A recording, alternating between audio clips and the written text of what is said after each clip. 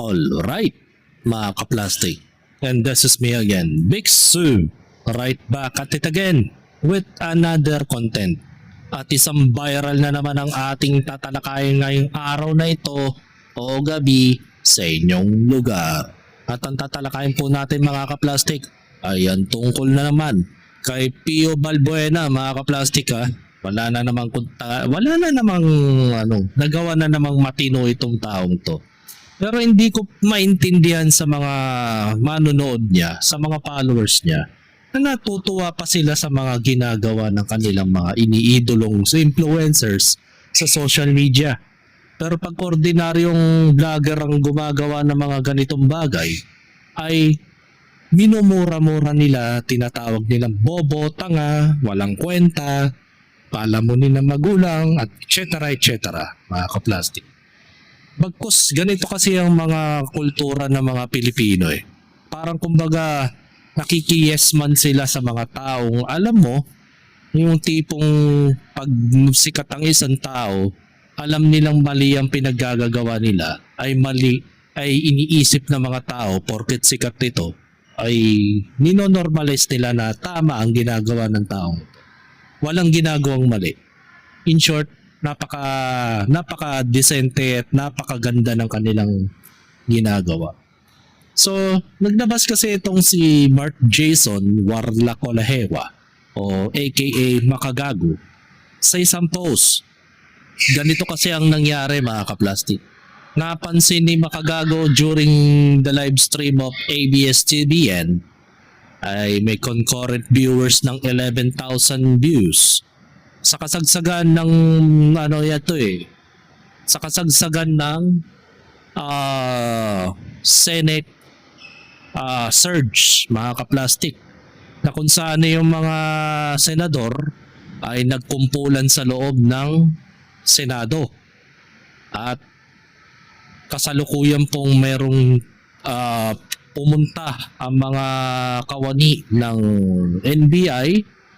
At the same time, nandun din yung PNP upang magbantay sa mga pangyayari, mga media men, at higit sa lahat, yung Sergeant of Arms na patungkol ito sa pagtugis o pag-aresto kay Senator Ronald Bato de la Rosa dahil sa warrant of arrest daw na inilabas ng trililing mga kaplastik, isang magdalo na katarantaduan ng trililing na yan na hindi naman talaga totoo yung warrant of arrest mga kaplastik.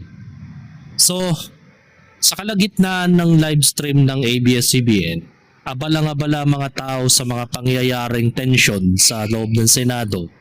Bagkus nandoon lahat yung mga senador at senadora dahil naiipit sa matinding gulo, gagawa ng gusto nilang tugisin itong si Ronald Bato de la Rosa, ay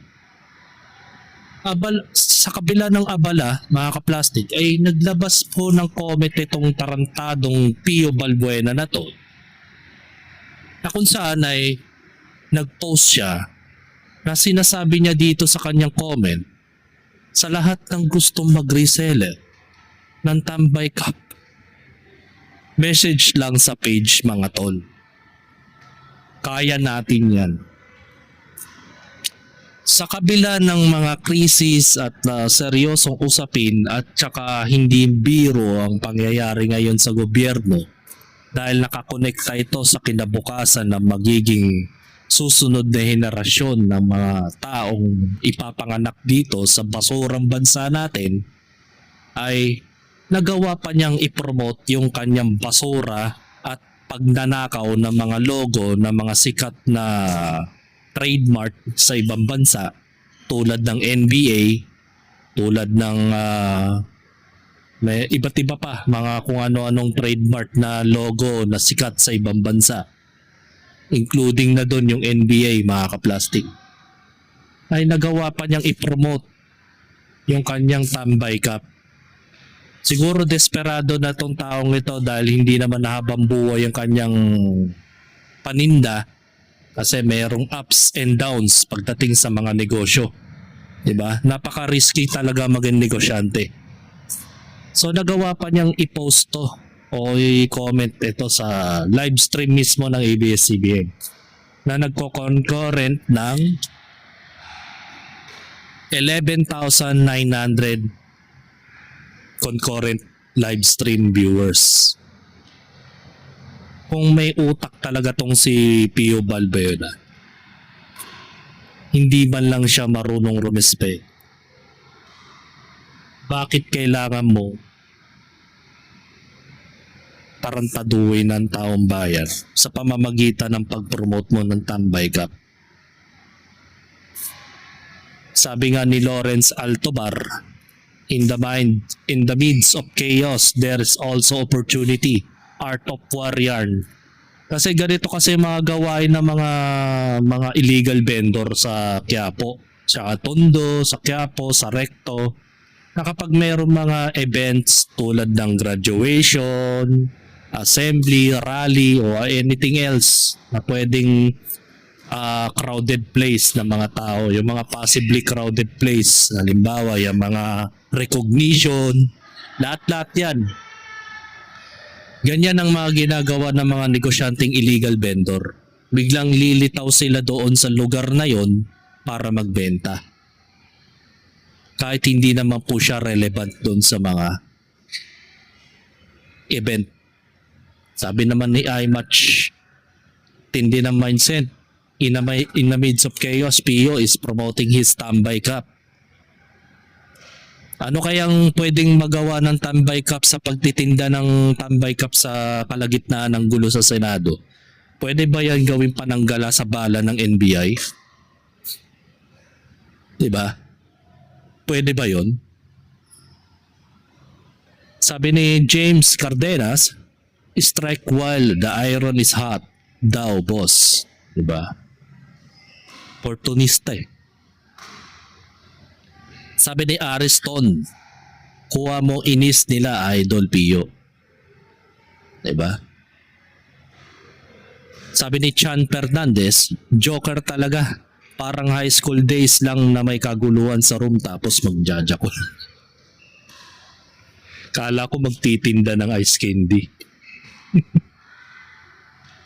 Parang sa eskwelahan, di ba? Mga panahon ng 90s.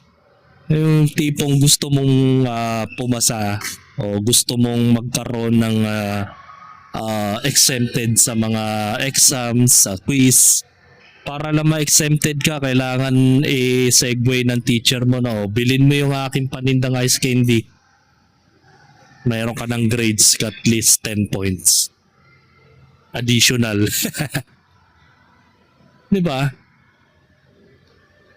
Minsan kasi may nasa lugar ang pagninegosyo. Hindi naman pinagbabawalan na magnegosyo ka. Pero kung gagamitin mo ito sa katatawanan, kasi parang dinidisrespect mo ang nangyayari sa ating Pilipinas. Pero kahit sabihin mo na punong-puno na ng karumihan, punong-puno na ng korupsyon ang ating bansa, hindi dahilan nito para isingit mo yung negosyo mo para sa walang kabuluhang bagay. 'Di ba? Tsaka isa pa, pag nasilip ka pa ng gobyerno yung mga pinaggagawa mo, mamaya hindi ka pala taxpayers. Tapos kumikita ka ng milyon-milyon sa Tambay Cup. Parang unfair naman yun. Dapat nakakaltasan ka ng malaki. So ito po, hindi lang po ito yung video, hindi lang po itong picture na makikita ninyo na iniinsulto niya ang gobyerno. Pati na rin po sa video na ginawa niya. So panoorin natin tong video na walang kakwenta-kwenta at kinatuwaan pa ng taong bayan.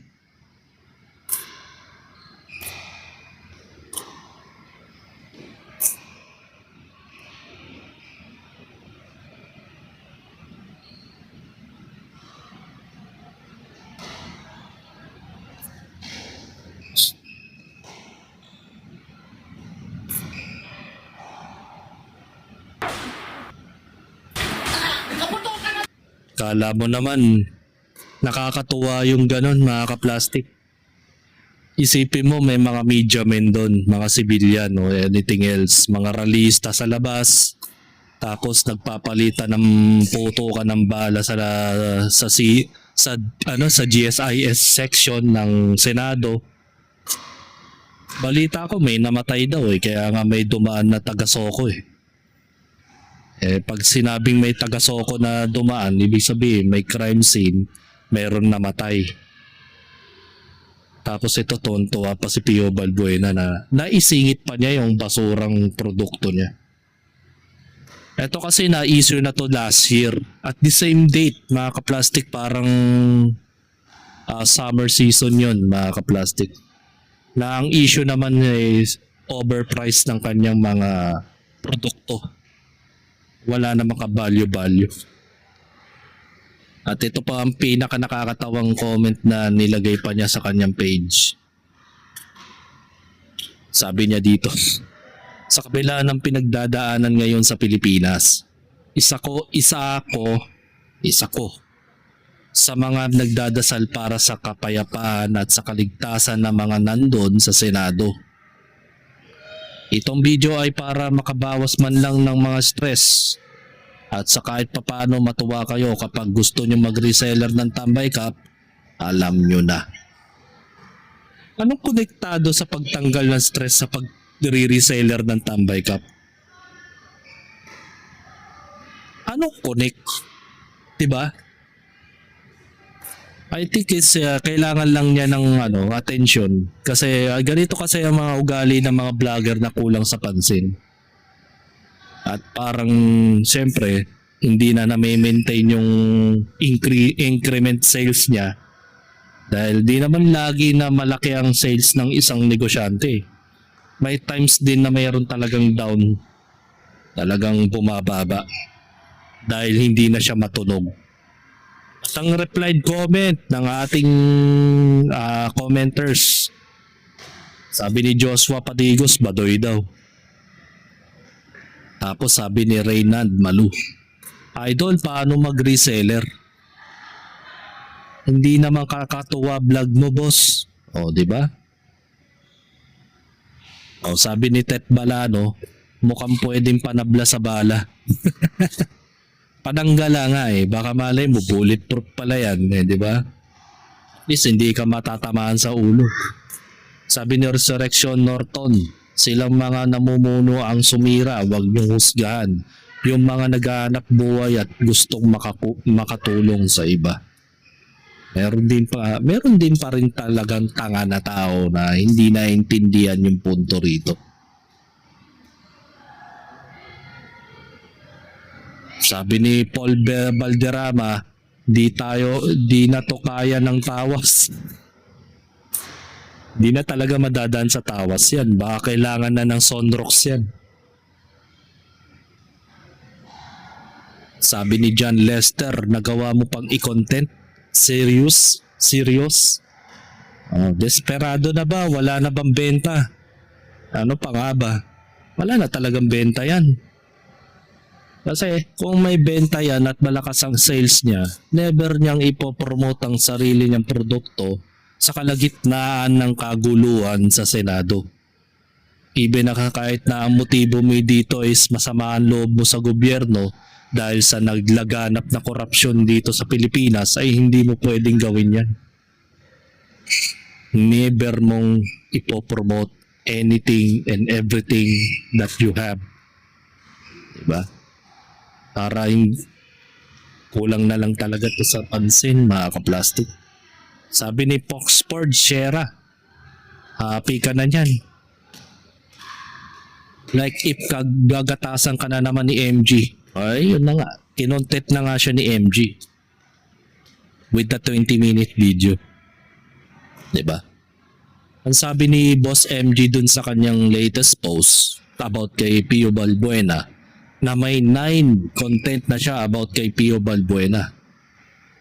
Ang sabi niya doon, mga kaplastik, ay meron din siyang post about dito kay Pio Balbuena.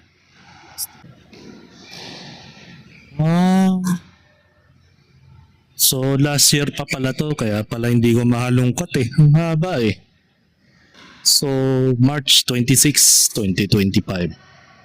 Nag-post si Bam Aquino, maraming salamat sa pagpapatambay, Pio Balbuena. So, yun. May pictures silang dalawa. Sama ni Pio Balbuena kung saan binigyan niya ito, mga kahombre ko, ng tambay cup. And yet, mapapatanong kayo, kaibigan mo isang senador, tas ginawa mo katatawanan yung mga senador na nasa loob ng Senate of the Philippines nung nangyari yun. Sabihin nyo sa akin, mga kahombre ko, gaano ka kahipokrito o katarantado sa kaibigan mo? 'Di ba? Alam nyo, mga kahombre ko, hindi lang naman isang senador yung nag-risk. Lahat ho sila. Because they were there all that time. Lalo na nagkaputukan, they were there. And yet, nagawa yan ni Pio. Ayun o, mga kahombre ko. Ipinost niya pa nga, mga kahombre ko. Ipinost niya pa, isinare niya pa yung post ni Bam Aquino. Ito. Ito bang nakakabahala ang nangyayari sa Senado ngayong gabi sa gitna ng mga kaguluhan sa politika? Nabalot ng dahas ang minamahal nating institusyon. Kahit ano pa man ay nangyayaring alitan sa ating bansa, ay walang puwang karahasan sa ating demokrasya. Nananawagan tayo sa lahat ng kaukulan na unahin ang kaligtasan ng mga sibilyan, media at mga kunwaring ng kawani ng gobyerno at higit sa lahat, sumunod sa batas. Tapos sinerd ni Pio Balbuena. Kupal, no? Nagawa mo mag-promote ng tambay cup na basura tapos ipopost mo to, i-repost mo to, pinost ng iyong senador na binigyan mo ng souvenir cup. Diba? Hindi ko alam kung binigyan mo, baka binentaan mo something else, diba? Pero napaka-kupal talagang tao. Nagawa mo pang i-post. Tapos magpo-post ka ng in the following other social media accounts mo na parang kinatutuwa mo pa yung mga content about dun sa nangyayari sa Senado. Kala mo yung ginagawa mong yan ay palalampasin ng gobyerno yan once na mapansin yan. Diba? Tungkol sa nangyari na yon. At ito pa, wag na sana mag-away-away, ang kailangan ng Pilipinas ngayon ay magkaisa at tambay cup. Republika ng tambay na talaga.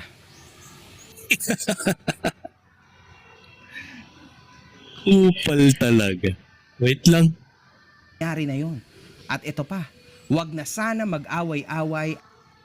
Wag na sana mag-away-away. Kailangan ng Pilipinas ngayon ay magkaisa at tambay cup.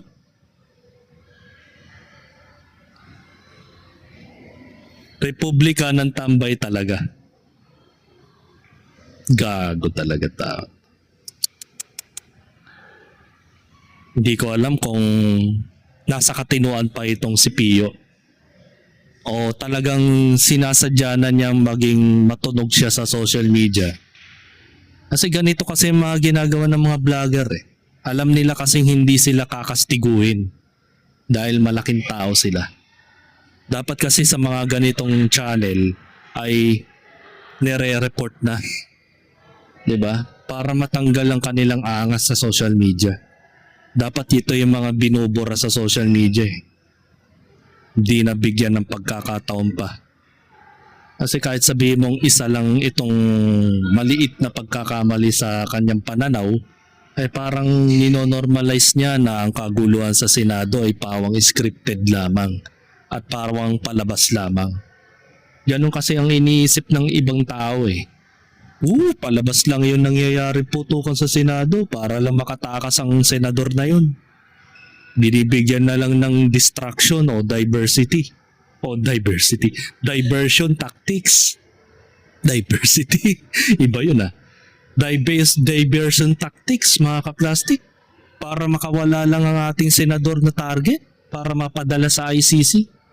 Samantala yung ICC, wala mismong sinasabi na merong arrest warrant na inilabas.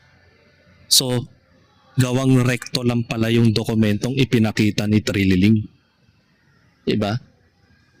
Kasi kung meron man talaga, dapat dumadaan yun sa korte o sa Supreme Court bago i-forward sa kanya. Bakit kay Trililing? Bakit si Trililing na ba po ba ang bagong miyembro o bagong head ng ICC? Di ba? Napakatanga naman ng mga tao pag nagpapaniwala ka sa mga balita. Even nga yung GMA tsaka ABS-CBN, binawi nila yung balita na about dun sa warrant of arrest ni ICC. Tapos nagpapaniwala agad kayo sa mga bali-balita ng media. Mga media, galit na galit sila sa fake news.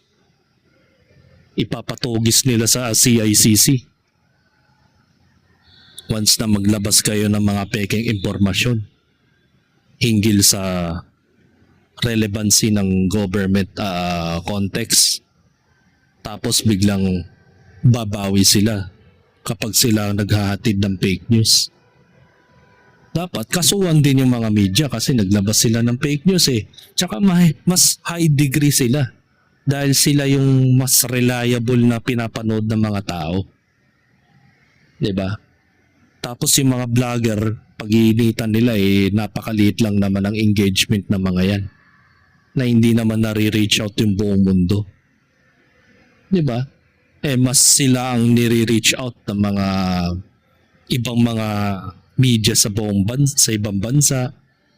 Kahit yung mga OFW, sila ang pinapanood eh. Kumbaga yung engagement nila o yung widest nila sa pagiging media talagang sila mas wider, mas pinapanood. GMA, ABS-CBN, TV5. Tapos pag naglabas sila ng peking balita, okay lang sa kanila. Bigla silang babawi at hihingi ng paumanhin. Samantala pag vlogger ang nagpapalabas ng mga balita na sa palagay nila fake news, ay kakasuhan nila, pakukulong nila, ipapa-take down nila yung channel. Diba napaka-unfair? Dapat kung ano man yung iparusa na ibibigay nila sa mga small vlogger, same thing na rin pati sa mga bigger sa mga mainstream media. Hindi dapat parehas, dapat walang ano. So anyway, balik tayo kay Pio Basura na kung saan ay pre-promote nga naman niya yung Tambay Cup niya, na kung mapapansin niyo po ay napakababa na po ng likes. Lima na lang yung nag-likes, yung iba 300 pa sa million na followers niya. So nangangahulugan, napakababa na ng engagement niya, mga ka-plastic. Wala nang kwenta. Dapat talaga sa mga ganitong influencers, binubura na sa social media. Na sa gayon na hindi na sila makapagkalat pa ng mga katarantaduhan. Tsaka I just wonder na bakit yung Tambay Cup ay tinatanggilik pa nila. No? Wala namang kakwenta-kwenta yung Tambay Cup na yan. Kahit mga divisoria, ginagaya yung Tambay Cup eh. Diba? Na madaling imitating, madaling i-adapt yung mga logo. Wala ganun talaga. Maraming naniniwala sa bugok na ito. Ang kailangan ng Pilipinas ngayon ay magkaisa at Tambay Cup. Republika ng tambay na talaga.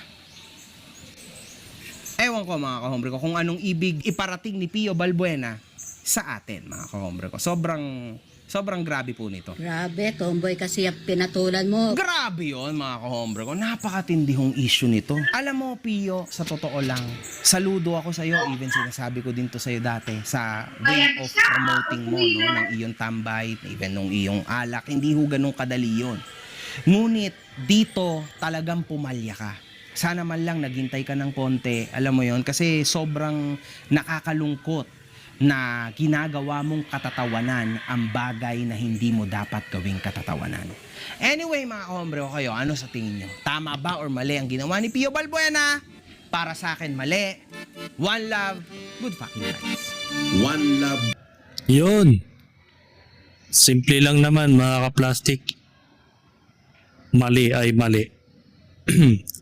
Tsaka wala na siyang respeto. ang tema ng kanyang tambay cup is makabayan, di ba? May mga plug pa nga eh, di ba? Pero bakit ganun siya? Sa kaligitnaan ng gulo. So, eto, hanggang dito na lang ang aking opinion, and this is me again, Big Sulag, nagsasabing ang mga plastic ay matagal mabulok dahil ang mga plastic ay toxic. Kaya, what's up mga ka-plastic? And this is Kambid, commentary video na video live stream. Signing out. Alright. Mga ka-plastic, kung nagustuhan nyo ang aking video, isubscribe nyo lang ang aking channel. At the same time, i-hit nyo rin ang notification bell at yung all para ma-notify kayo sa aking susunod ko pang video sa aking YouTube channel. Maraming salamat po mga ka-plastic.